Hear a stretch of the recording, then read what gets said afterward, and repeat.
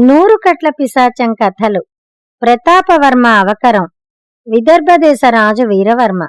ఆయనకు లేకలేక కలిగిన పుత్రుడు ప్రతాపవర్మ. బంగారు మేనిఛాయతో, చక్కటి రూపంతో, ముద్దు చేష్టలతో, ముఖాన రాచకళ ఉట్టిపడుతుంటే ఆ బాలుడు తల్లి యశోవతికి, తండ్రి వీరవర్మకు అపరిమిత ఆనందాన్ని కలిగించేవాడు. అయితే ప్రతాపవర్మకు 5 ఏళ్లొచ్చేసరికి అతడికి బాగా నత్తి ఉన్నదని తల్లిదండ్రులకు అర్థమైంది. అంతకాలం అది బాల్యానికి సంబంధించిన చేష్టగా భావించారు తప్ప తమ కొడుక్కి అలాంటి అవకరం ఉన్నదని వారికి తోచలేదు. వీరవర్మ యశోవతితో, మనవాడికి ఈ అవకరం తప్ప అన్నీ సులక్షణాలే, అయితే రాజుకు నత్తి ఉంటే అంతా అపహాస్యం చేస్తారు, ప్రజల్లో గౌరవం ఉండదు, మనం ఈ విషయం దాచిపెట్టాలి అన్నాడు. దీనికి వైద్యం లేదా అంది రాణి దిగులుగా. ఉండొచ్చు, కాని యువరాజుకు నత్తి ఉన్నదన్న విషయం నీకు నాకు తప్ప మూడో మనిషికి తెలియటం నాకిష్టం లేదు అన్నాడు వీరవర్మ. ఇప్పటికే అంతఃపురంలో ఒకరిద్దరు దాదులకి ఈ విషయం తెలుసని నా అనుమానం అంది యశోవతి. వారిని ఏదోలా మభ్యపెట్టి మరిపించు.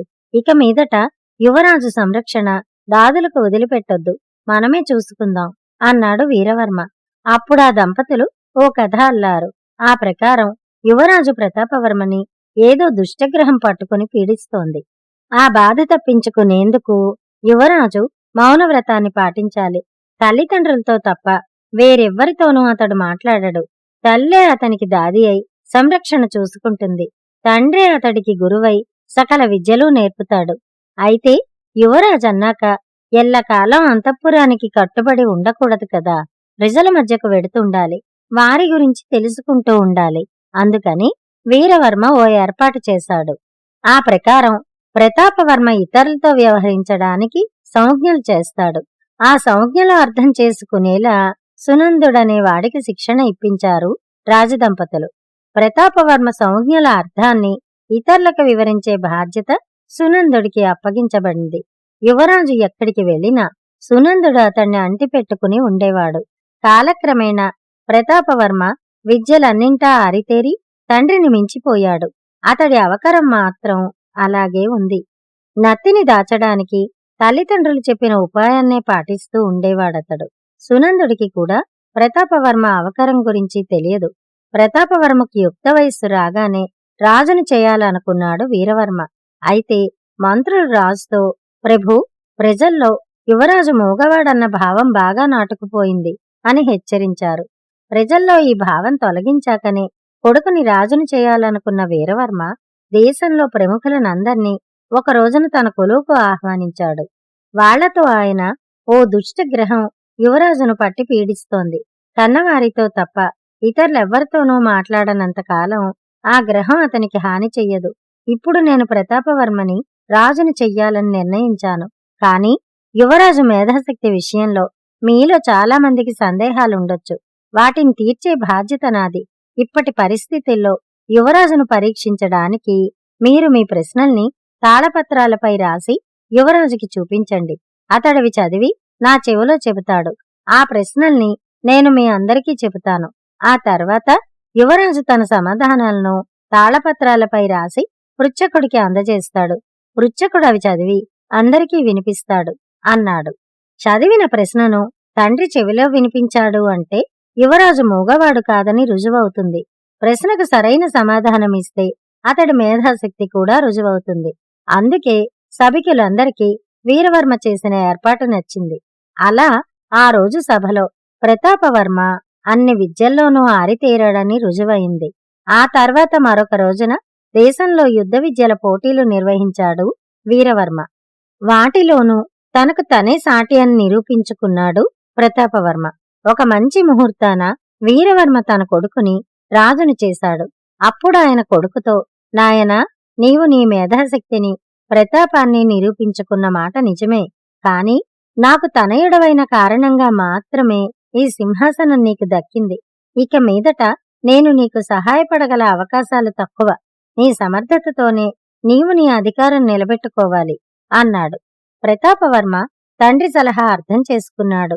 రాజపదవి చేపట్టగానే ఎన్నో కొత్త సంస్కరణలు ప్రవేశపెట్టి ప్రజోపయోగకరమైన పనులు చేసి 2 ఏళ్లలోనే ప్రజారంజకుడని పేరు పడ్డాడు. అప్పుడు పొరుగుదేశ రాజు తన కుమార్తె తేజోవతిని వివాహం చేసుకోవలసిందిగా ప్రతాపవర్మకు కబురంపాడు. ఈ వివాహం వీరవర్మకు సమ్మతమైంది. పెళ్ళయ్యాక తనకి నత్తి ఉన్న విషయం భార్య తేజవతికి కూడా తెలియకూడదన్న ఉద్దేశంతో ప్రతాపవర్మ ఆమెతో కూడా నోరు విప్పి మాట్లాడేవాడు కాదు.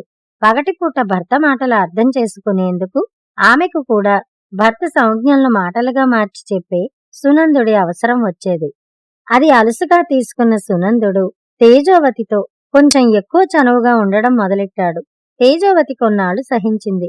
సునందుడి ప్రవర్తన హద్దులు మీరుతున్నదనిపించగానే ఒక రోజున ఆమె, నీ ప్రవర్తన సరిదిద్దుకో, లేకుంటే నేను నా భర్తకు ఫిర్యాదు చేస్తాను, అప్పుడు నీకు ఉరిశిక్ష తప్పదు అని హెచ్చరించింది. సునందుడు బదులివ్వలేదు. కాని అప్పట్నుంచే ఆమెకు దూరంగా ఉండసాగాడు. అయితే ఆ తర్వాత సునందుడిలో కొత్త మార్పు వచ్చింది. బయట ప్రతాపవర్మ సంజ్ఞలకు భాష్యం చెప్పేటప్పుడు అతడు కావాలని తప్పులు చెప్పసాగాడు. ప్రతాపవర్మ అది గ్రహించాడు. కాని పొరపాటు కామోస్ అనుకుని కొన్నాళ్లు సహించి ఊరుకున్నాడు. ఒకసారి చిన్న నేరం చేసి పట్టుబడిన దొంగను చూసి జాలిపడ్డ ప్రతాపవర్మ అతడికి సరైన ఉపాధి కల్పించమని సంజ్ఞలతో తీర్పు ఇస్తే సునందుడు తన పాలనలో దొంగతనం జరిగినందుకు ప్రభువుకి పట్టరాని కోపం వచ్చింది. వీడికి ఉరిశిక్ష విధించారు అన్నాడు.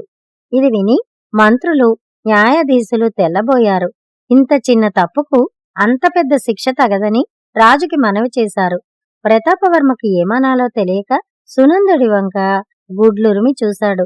సునందుడు వారితో, మీ అభ్యంతరానికి రాజుకు కోపం వచ్చింది. ఈసారికి మీ మాటను మన్నించారు. మీకు న్యాయమని తోచింది చెయ్యండి. కాని మున్ముందు ప్రభువులు ఇలాంటి నేరాల్ని సహించరు అన్నాడు. ప్రతాపవర్మకు ఏం చేయాలో తోచలేదు. సభ ముగిశాక అతడు తండ్రిని కలుసుకుని, సునందుడిలో ఏదో తేడా వచ్చింది. ఇలాగైతే రాజపాలన నా వల్ల కాదు. సునందుడి మాటే నా మాట అనుకుని ప్రజలు నన్ను ద్వేషిస్తారు. వారు నన్ను ద్వేషించినా బాధలేదు. కాని ప్రజలకు నా వల్ల నష్టం కలిగితే తట్టుకోలేను అన్నాడు. జరిగిన దానికి వీరవర్మ కూడా ఆశ్చర్యపడి, సునందుడి తీరు చిత్రంగా ఉంది. కాని అప్పుడే వాడిపై చర్య తీసుకోవద్దు. వాడి విపరీత ప్రవర్తన వెనక శత్రురాజుల కుతంత్రం ఉన్నదేమో ఆరా తీయించు అన్నాడు. ఈలోగా సునందుడు తేజోవతిని కలుసుకుని, నీ భర్త 10 మందిలో నోరు విప్పి మాట్లాడలేడు. అన్నిటికీ పూర్తిగా నా మీదే ఆధారపడి ఉన్నాడు. నేను తలుచుకుంటే నీ భర్తకి ఇప్పుడున్న ప్రజారంజకుడన్న పేరు పోయి ప్రజాకంటకుడన్న పేరొస్తుంది. అది ఆపాలంటే నీవు నా కోరిక తీర్చాలి అన్నాడు. అతడి ధైర్యానికి నివ్వెరపోయింది తేజోవతి.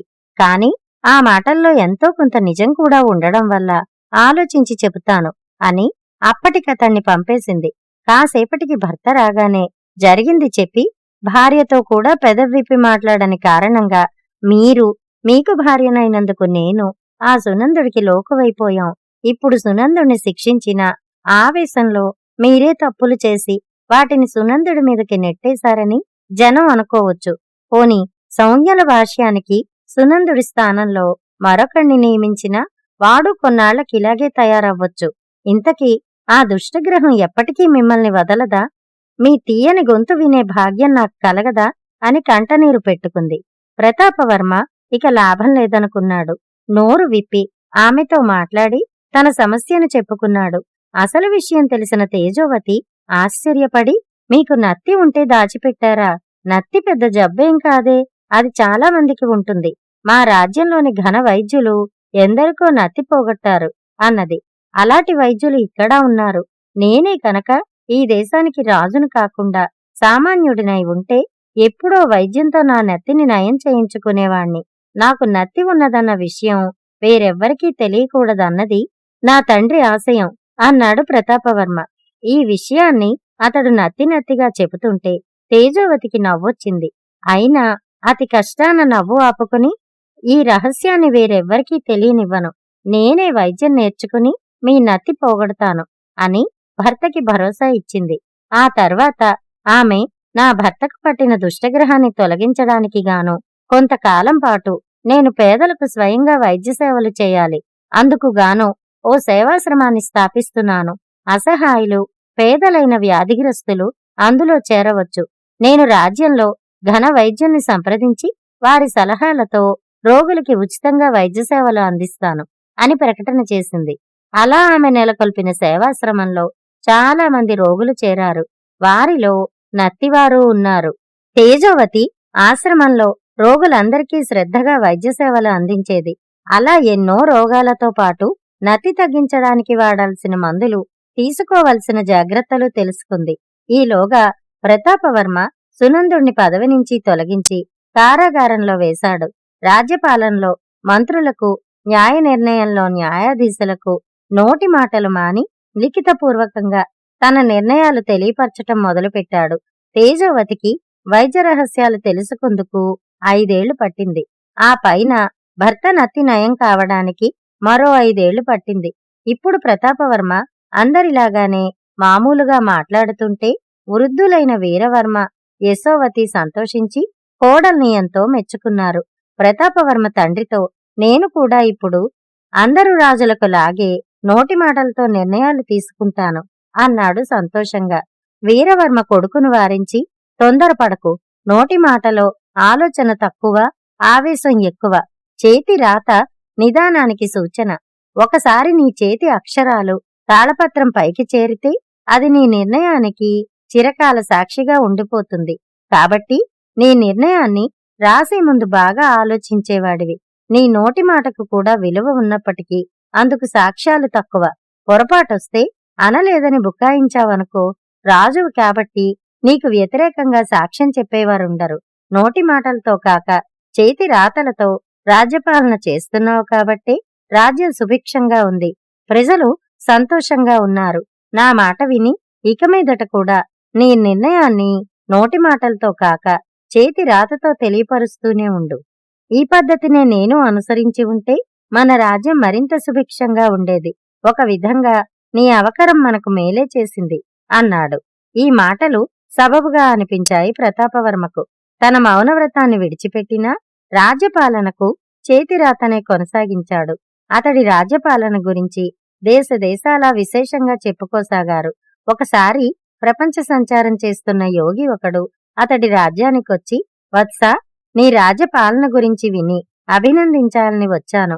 నీకు ఏమైనా కోరికలుంటే చెప్పు, తీర్చగలను అన్నాడు. ప్రతాపవర్మ ఆయనకు చేతులు జోడించి, ఆర్య, జన్మ జన్మకు రాజునై ప్రజాసేవ చేసుకోవాలనే తప్ప మరే కోరిక లేదు నాకు అన్నాడు.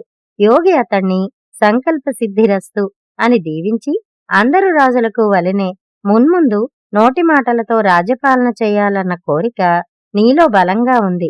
అందువల్ల నీవు మరిన్ని జన్మలెత్తగలవు. కాని ఇప్పటిలాగే ప్రజారంజకంగా రాజ్యపాలన చేయాలనుకుంటే నీ కథ నీకు గుర్తుండాలి. అందుకోసం నీ కథ ఆచంద్ర తారార్కం నిలిచిపోయేలా బహుళ ప్రచారం కలిగించు అని వెళ్ళిపోయాడు. వినయశీలుడి కథ పూర్తి చేయగానే మహారాణి సాలోచనగా, ఏ రాజుకైనా చేతి రాత కంటే నోటి మాటతోనే రాజ్యపాలన చెయ్యాలని ఉంటుంది. కాని తనకున్న అవకరం వల్ల చేతిరాతల పద్ధతిని ప్రవేశపెట్టడం ప్రతాపవర్మకి మేలే చేసింది. మరి నలుగురిని హింసించి వినోదించాలన్న నా కోరిక ఒక అవకరమే. నా భర్తని నోటి మాటలతో కాక చేతి రాతలతో రాజ్యపాలన చెయ్యమని ప్రోత్సహిస్తే నా అవకరం పోవచ్చు అని ఆలోచనలో పడింది మహారాణి. మహారాణి ఆలోచనలు ఎలా ఉన్నప్పటికీ ఆమెకి కథ బాగా నచ్చింది. ఆమె కథని మెచ్చుకోగానే వినయశీలుణ్ణి ఆవహించిన 100 కట్ల పిశాచానికి మరో కట్టు విడిపోయింది. మర్నాడు వినోద ప్రదర్శనకు ముందు యథాప్రకారం కథ వినడానికి మళ్లీ వచ్చింది మహారాణి. వినయశీలుణ్ణి ఆవహించి ఉన్న పిశాచం మరో కథ చెప్పడం ప్రారంభించింది. ఆ కథతో మళ్లీ కలుద్దాం. అంతవరకు సెలవు.